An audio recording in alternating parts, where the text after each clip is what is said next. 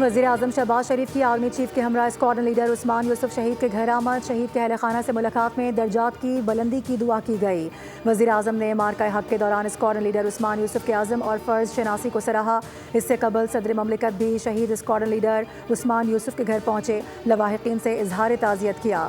دفاع وطن میں جان کا نذرانہ پیش کرنے پر قوم کی جانب سے خراج عقیدت پیش کیا گیا.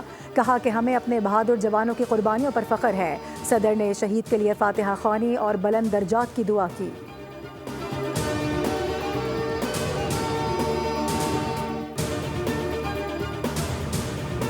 وزیراعظم ہاؤس میں پرچم کشائی کی تقریب. وزیراعظم شہباز شریف نے پرچم کشائی کی. کہا کہ پاکستان ایک پرامن ملک ہے لیکن ہم اپنے دفاع میں بھرپور جوابی کارروائی کا حق محفوظ رکھتے ہیں.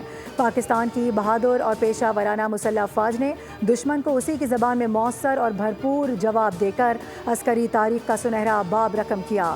دنیا نے دیکھا کئی گنا بڑے دشمن کو گھٹنے ٹیکنے میں چند گھنٹے لگے.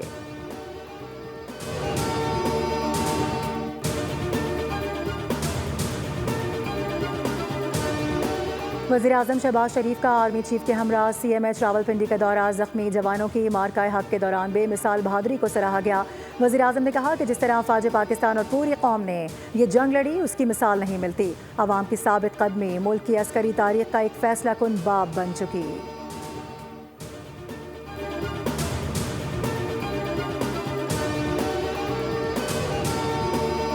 پاکستان کی بھارت پر فتح اب ایک ناقابل تردید حقیقت کے طور پر سامنے آ چکی ہے. اسے جعلی خبروں کے ذریعے جھٹلایا نہیں جا سکتا. دفتر خارجہ کے ترجمان شفقت علی خان کی بریفنگ. کہا کہ بھارتی جارحیت کا اقدام پورے خطے کو تباہی کے کنارے دھکیلنے کی کوشش تھا.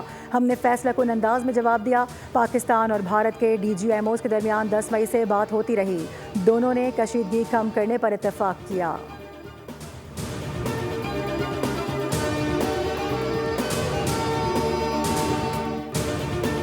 وزیراعظم کی زیر صدارت نیشنل ٹیرف پالیسی سے متعلق اجلاس. برآمدات اور سرمایہ کاری کے فروغ کے لیے درآمدی محصولات میں کمی کا فیصلہ. وزیراعظم نے مضبوط معیشت، روزگار کی فراہمی اور مہنگائی کے خاتمے کے لیے پرعزم ہیں.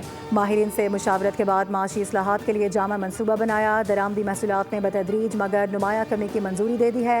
اقدام سے بے روزگاری اور مہنگائی کی شرح پر قابو پانے میں مدد ملے گی. بین الاقوامی سرمایہ کاری کو فروغ ملے گا اور روزگار کے مواقع پیدا ہوں گے.